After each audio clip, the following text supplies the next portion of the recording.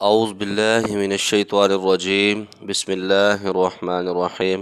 معزز خواتین و حضرات، السلام علیکم ورحمۃ اللہ تعالی وبرکاتہ۔ میں امید کرتا ہوں آپ سب حضرات خیر وفیت سے ہوں گے۔ یقیناً اللہ پاک ہم سب کی حفاظت فرمائے۔ اللہ تعالیٰ تمام امت مسلموں کو 100% دین کے مطابق زندگی گزارنے کی توفیق نصیب فرمائے۔ ایک بھائی کا سوال تھا، قاری صاحب جب ہم قرآن پاک کی آیتوں کا جب چلہ کرتے ہیں تو اس میں مجھے ڈر لگتا ہے، یا اکثر لوگ اس کے اندر ڈر جاتے ہیں، تو میں انشاءاللہ تعالیٰ آج آپ کو 13-14 پوائنٹ ایسے بتاؤں گا جس کے اندر وہ غلطیاں ہوتی ہیں تو وہ چلے کے اندر وہ ضرور ڈرتا ہے۔ سب سے پہلی جو اس کے اندر چیز ہے، پیر و مرشد کا نہ ہونا۔ جس کا پیر و مرشد نہیں ہوتا وہ قرآن پاک کی آیتوں کا بھی چلہ کرے گا تو اس کے اندر ڈر جائے گا۔ پیر و مرشد کیوں نہیں ہوتے؟ یہ جو لوگ یوٹیوب سے ویڈیو اٹھاتے ہیں یا کسی کتابوں کو اٹھاتے ہیں، بازار سے لیتے ہیں تو اس کے اوپر چلے شروع کر دیتے ہیں، مطلب سورۃ فلق ہے یا سورۃ ناس ہے یا آیت الکرسی شریف ہے، تو جب آپ اس کے عمل کرتے ہیں تو اس کے اندر پھر آپ کو نقصان اٹھانا پڑتا ہے، آپ کی سرپرستی کرنے والا کوئی نہیں ہوتا۔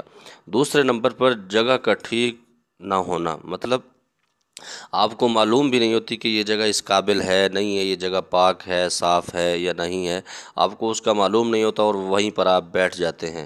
یا بعض اوقات آپ کبھی دن میں بیٹھتے ہیں، کبھی رات میں بیٹھتے ہیں، تو اس سے بھی چلے کے اندر ڈر لگتا ہے، آدمی اپنا حصار توڑ کے ختم کر کے بھاگ جاتا ہے، یا ویسے ہی ایسے اٹھ کے چلا جاتا ہے تو اس کے اندر وہ پاگل بھی ہو جاتا ہے، ایسے معاملات ہو جاتے ہیں۔ تیسرے نمبر پر جو ہے شریعت کا معلوم نہ ہونا، اس کو پتہ بھی نہیں ہوتا کہ پاکی میں نے کس طرح سے حاصل کرنی ہے، وضو کس طرح سے کرنا ہے، میں نے چلے سے پہلے نفل کس طرح سے پڑھنے ہیں یا ایسے کیا معاملات ہیں، یا قرآن پاک صحیح اس کو پڑھنا نہ آنا۔ تو یہ 3 چیزیں ہو گئی جس کے اندر یہ چیزیں پائی جاتی ہیں، وہ چلے کے اندر ضرور ڈر جاتا ہے۔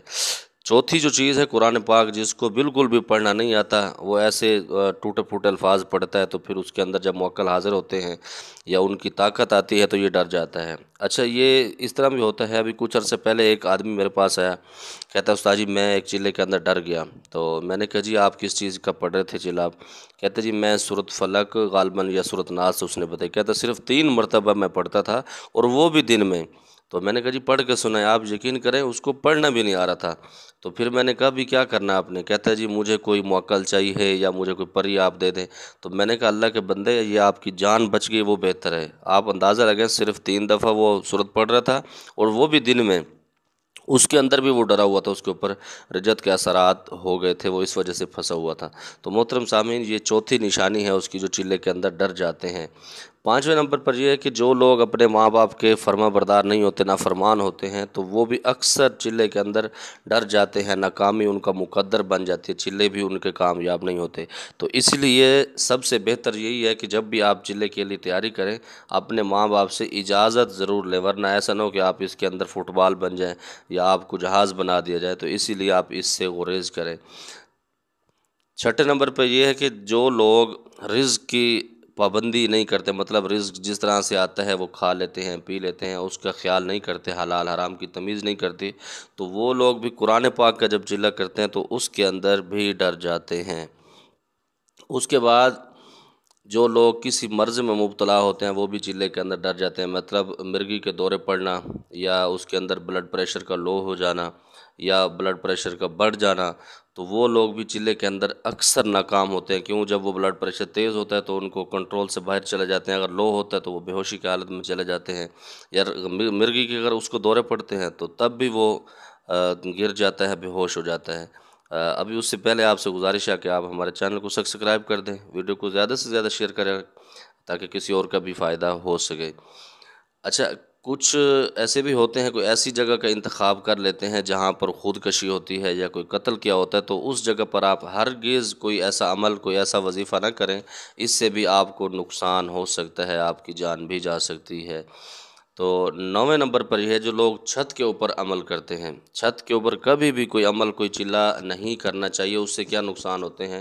چھت کھلی چیز ہوتی ہے، کھلی جگہ ہوتی ہے، تو اس کے اندر کافی ساری چیزیں آپ کو گھیر لیتی ہیں۔ جب آپ حصار کے اندر کسی کمرے کے اندر بیٹھتے ہیں وہ جگہ کم ہوتی ہے، تو چھت کھلا ماحول ہوتا ہے، کوئی اوپر سے آ رہا ہوتا ہے، کوئی ادھر سے آ رہا ہوتا ہے، کوئی ادھر سے، تو وہ آپ کو ڈرانے میں بہت زیادہ کامیاب ہو جاتے ہیں وہ جو چیزیں ہوتی ہیں بھائی۔ تو 10ویں نمبر پر اپنی پاکیزگی کا خیال نہ رکھنا، مطلب اپنی پاکی پلیتی کا، طہارت کا، غسل کا اس کو پتہ نہیں ہوتا کہ میں نے چلے کے اندر کون سے کپڑے استعمال کرنے ہیں، میں نے غسل کس طرح سے کرنا ہے، اپنی صفائی کا کس طرح خیال رکھنا ہے۔ تو اس کے اندر بھی بہت زیادہ مصیبتیں آ جاتی ہیں جب آپ اپنی صفائی نہیں رکھتے، ایسے شام کو منہ اٹھا کے آپ چلے کے لیے قرآن پاک کی آیتیں شروع کر دیتے ہیں، تو اس سے بھی بہت زیادہ نقصان ہو سکتا ہے۔ تو اس کے بعد حصار کا معلوم نہ ہونا، آپ حیران رہیں گے کہ میں آپ کو بتاؤں، کچھ دوست مجھے فون کرتے ہیں، وہ کہتے ہیں قاری صاحب ہمیں 30 سال ہو گیا، 10 سال ہو گیا عملیات کی دنیا میں، لیکن ان کو حصار کا پتہ بھی نہیں ہوتا سرے سے کہ عملیات ہوتا کیا ہے، حصار کیا ہوتا ہے، حصار کس طرح سے ہوتا ہے، ان بیچاروں کو یہ بھی پتہ نہیں ہوتا، سادے لوگوں کو۔ تو جب حصار آپ کو معلوم نہیں ہوتا تو پھر اسی لیے مصیبت بنتی ہے کہ آپ نے حصار لگانا کس طرح سے اور حصار کو توڑنا کس طرح سے، ختم کس طرح سے کر کے آپ نے واپسی کی طرف کیسے اس سے نکلنا ہے۔ تو جس کو حصار کا بھی معلوم نہیں ہوتا وہ بھی اس کے اندر ڈر جاتا ہے۔ 12ویں نمبر یہ پہ ہے کہ جو لوگ شرائط چلے کی پابندی نہیں کرتے، مطلب چلہ کر رہے ہیں، اگر وہ جلالی اور جمالی اس کے اندر پرہیز ہے، تو وہ لوگ جب پرہیز نہیں کرتے تو وہ بھی اس کے اندر نقصان اٹھاتے ہیں۔ اگر وہ پابندی کر لیتے ہیں تو پھر کامیابی ان کا مقدر بن جاتی ہے۔ 14ویں نمبر پر یہ ہے کہ جو لوگ نماز کی پابندی نہیں کرتے، جو نماز پڑھتے ہیں یہ ٹائم سے لیٹ پڑھ لیتے ہیں یا آگے پیچھے ہو کے پڑھتے ہیں، تو وہ بھی ناکام ہو جاتے ہیں۔ تو یہ چند چیزیں تھیں جو میں نے آپ کو بتائی جو ضروری تھی۔ چلے کے اندر جو لوگ ڈر جاتے ہیں، قرآن پاک کی آیتوں کا جو چلہ ہوتا ہے، تو جو میرا بھائی بہن اگر چلہ کرنا چاہے خدا کے لیے، ان چیزوں پر عمل کرے تو وہ انشاءاللہ تعالی اللہ کے حکم سے، اگر اللہ نے چاہا تو وہ کامیاب ضرور ہوگا، ورنہ ناکامی پھر آپ کا مقدر بنے گی، پھر پوری زندگی آپ روتے رہیں گے، پھر آپ کے اوپر عزت بھی ہو سکتی ہے، آپ کو فٹ بال بھی بنایا جا سکتا ہے، یا آپ جہاز بھی بن سکتے ہیں۔ جہاز کیسے ہوتا ہے کہ آپ پاگل ہو جاتے ہیں، وہ پاگلوں والی پھر حرکتیں کرتے ہیں۔ اسی لیے جب بھی آپ چلہ کریں اپنے پیر و مرشد کی اجازت اور اس کا جو آزمودہ عمل ہو، ایسا نہ ہو کہ پیر صاحب نے آپ کو عمل دیا اس کو خود بھی پتہ نہ ہو، تو اس طرح سے اپنے پیر و مرشد سے بھی دور رہیں۔ اللہ تعالیٰ ہم سب کی حفاظت فرمائے۔ السلام علیکم ورحمۃ اللہ تعالیٰ وبرکاتہ۔